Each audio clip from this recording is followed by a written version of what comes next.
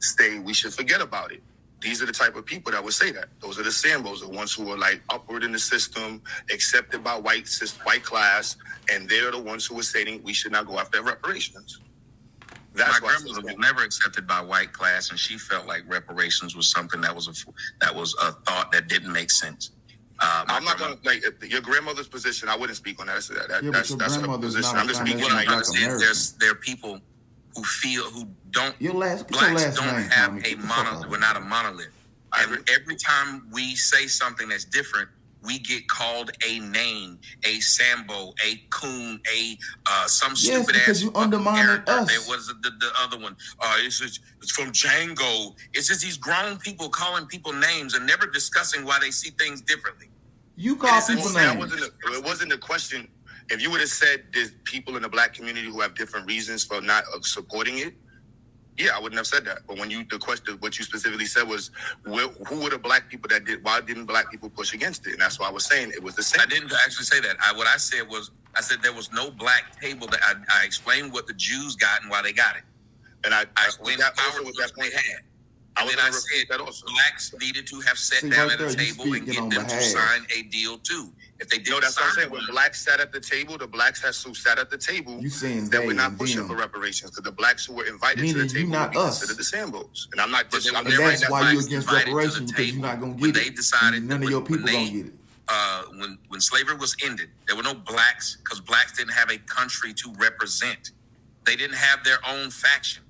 They literally were just property, and they were just now giving them their status as people. Like putting down. No, there's plenty of black people who had status in the country, right? Even before slavery was abolished, because slavery was abolished in different parts. So, for example, in New York, segregation was being pushed away way before other parts of the country.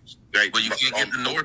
Boston had, Boston was pushing segregated the desegregation way before the push of that. So that's what I mean. Like, it depends on what region you're in. And it was black people who were established that were in different racial positions. For a point of clarity, I think the position that Tommy's talking about is at the table when they're deciding civil war, when they're ending at that table, not. But so it's almost like y'all having two different type of conversations. Like Q is bringing up blacks that had power in different sections, like he mentioned New York and stuff like that. But Tommy is saying when the war ended, there was no blacks at that table dividing up what was going to happen to the slaves that are now free. What land they're going to go to. It was a black person that then started the Civil War. I mean, not the Civil War, the Revolution. Like, I mean, like, you got to look at it like we were involved in it, but at the same time, you also have black people. You can be involved, but not be one of the principals at the table. You work for Boeing. You're involved in Boeing. You build the planes, but when they sold Boeing, none of the people who were building the planes had any say-so of the contract that was signed. But there's different reasons for that. That's not because of us. That's because of. I didn't say it was because of us. If I state the fact exists. Yeah, but that's not because of us. If you don't, I'm just saying. But that's a different. At the table at the time, right? Discussing what it was. That's a different talking point. So what I was discussing. But that was my whole point. No, the point. That's what I was saying. Even when you're saying this whole Sambo. I'm just the reason why I wrote Sambo in the chat. You Sambo. Why are you mad to be? Because you're a Sambo. You is. Maybe what I misinterpreted what you said. That's right. Change his mind. Either one, right? I'm gonna put either one. We can just play it back. What I was responding to against black people. What you said was you're a Sambo. That's what a Sambo is. At least that's what I think it is. Pushing for reparations. So I just want to be clear. The person that undermines black people. You a Sambo. We can have the finish the conversation, but I want you to recognize I wasn't calling you or talking when I said the statement Sambo. I just want to be clear. I wasn't talking about you. Here's what you keep missing, though. You're saying I was saying it towards something that wasn't said. So I would then have to just make up something and say, well, yeah, he wasn't calling me that. He was saying this thing I didn't say was Sambo's. I was speaking about the fact is, I was talking about the question, what I thought you said or heard you say was, where were the black people at? Why was no black people there? So the black people that's what I was talking about. So I'm just letting you know, the black people that you were referring to, where were they at? That I was saying they wasn't there because of the Sambos. So they're not Sambos if they don't have a country. If you don't have a flag, we can have the conversation about who they are. I'm just making sure that you understand That statement wasn't to you.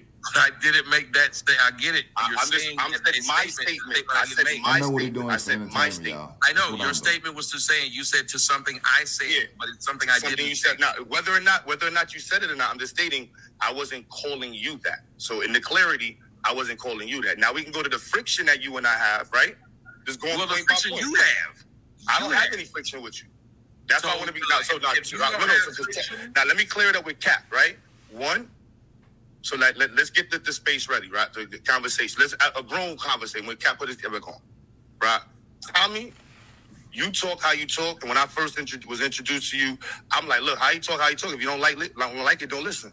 That's the very first thing. I think Joel Benjamin had an interview with me, with you and I, and he brought me on your. I had you on my show and had you talking about your. Yeah, Joel Benjamin. Well, I didn't know. No. Why I'm saying this at the time. I didn't know how the setup was. For me, Joel Benjamin called me and sent me a Zoom link and said, I want to bring you on a show.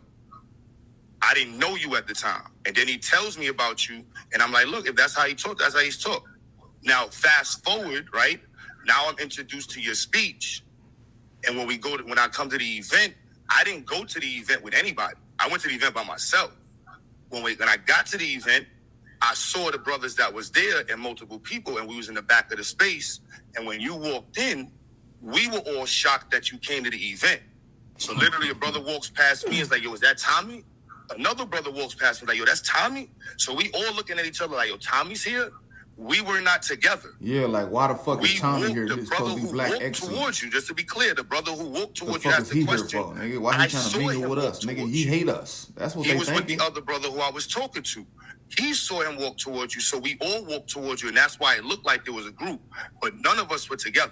That's why I'm just making sure. So when we got towards you, it might have seemed like 10 people, but that wasn't 10 people in a group. When the dude asked you the question, I was on the side, and I was like, I'm just looking at what's going on.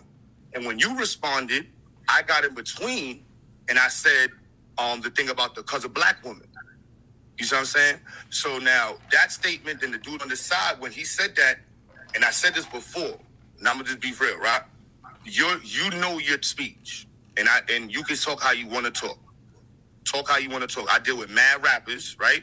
And I tell rappers, you can rap about whatever you want to rap about. It's a free world. But there might be somebody who doesn't like what you say, and the reality of what you say may bring up a conversation with them that can go either way. But I showed him ultimate respect. When no, you did. And I answered so good that no, you did. Cap. Let me just finish this one point. I answered the question. I answered this one point. I didn't. Hold on 1 second, Q. Hold on 1 second, Q. I answered it so well that the black women who were standing there, who initially were against me, said he has a point. Because if you give me a chance to talk, I can talk farther than the 5-minute video you watched of me. And so I explained it to him so well. He asked me several questions, and I answered every one of them professionally, respectfully. He then said, well, I just don't like you, nigga. And I said, and we don't have nothing else to say.